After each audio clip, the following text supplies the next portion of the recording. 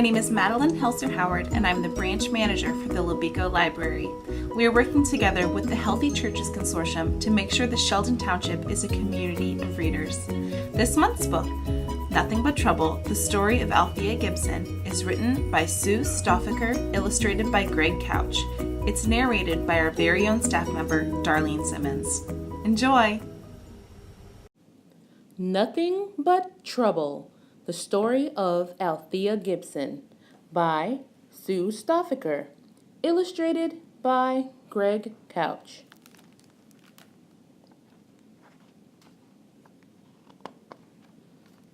Althea Gibson was the tallest, wildest tomboy in the history of Harlem. Everybody said so.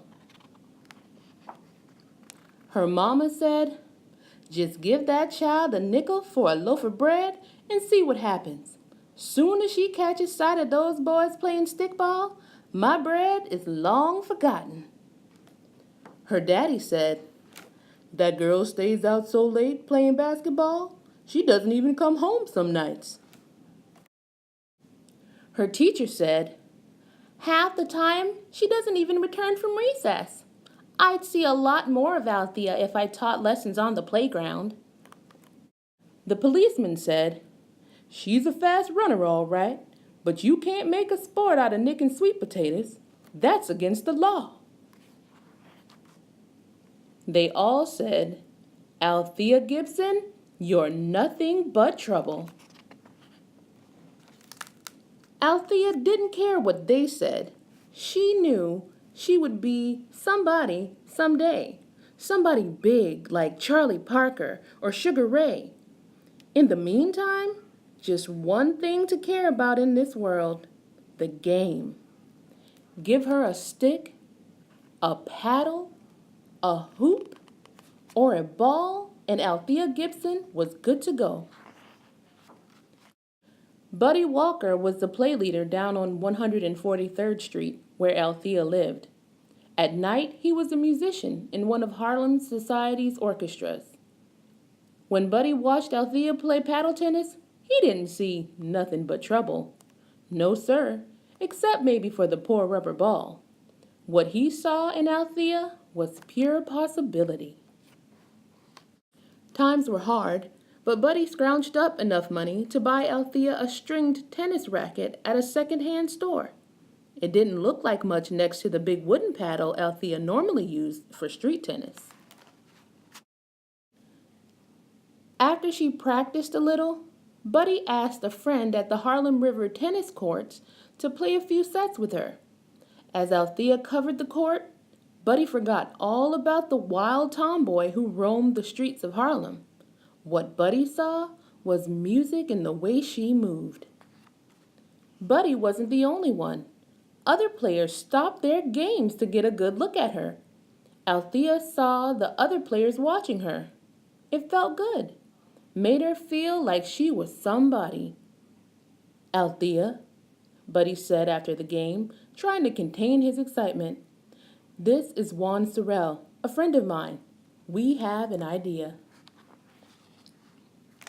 Juan Sorrell belonged to the Cosmopolitan, the ritziest tennis club in Harlem. All the Sugar Hill Society people belonged there. "You play tennis here," Buddy told Althea. "You can make something of yourself."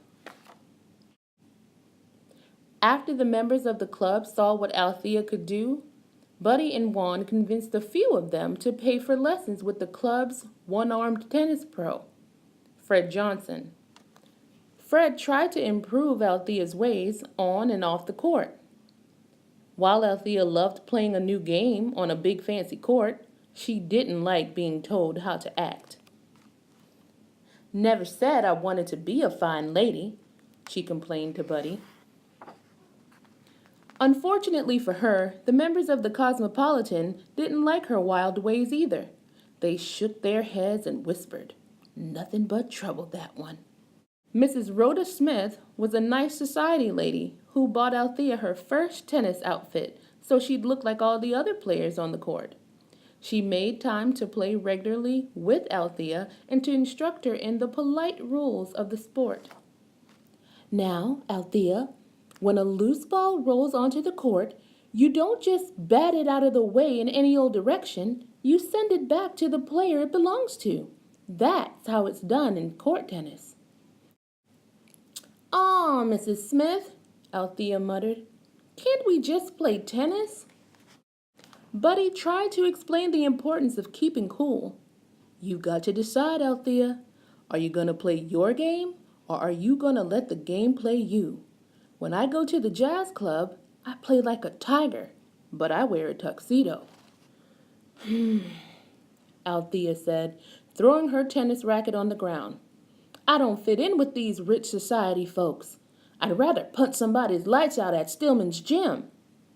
Buddy said, "Althea, I still believe." A year later, Althea was in her first real tennis tournament. She played well, but she lost in the finals to Nana Davis. "After I beat her," Nana told the reporters, "she headed straight to the grandstand without bothering to shake my hand. Some kid had been laughing at her, and she was going to throw him out. I tell you, Althea Gibson is nothing but trouble." It took time, a good long time, but slowly Althea learned that wanting to slug her opponent as soon as she started losing her match made her a worse tennis player than if she kept her cool. With Buddy's help, Althea realized she could dress up in white and act like a lady and still beat the living lights out of the ball. Tennis changed Althea all right, but just as importantly, ever since Miss Gibson rallied in the second set of the women's final, she has proven to be nothing but trouble for seasoned U.S. and world champ Louise Brough. Althea changed tennis. She did it, ladies and gentlemen, she did it. Althea Gibson has won the championship here at Wimbledon Center Court. With that, Althea Gibson became the first African American, man or woman, to ever compete in and win the coveted Wimbledon Cup, long considered the highest honor in tennis. And she never did forget the man who first saw the champion of the world in the wildest tomboy in Harlem. Tonight is the conclusion of a long and satisfying journey. It all started on one of New York's play streets when Buddy Walker, a play street supervisor, said, "Althea, I believe you could become a good lawn tennis player." With those words, he handed me my first tennis racket. Tonight, I thank Buddy Walker for a most satisfying victory.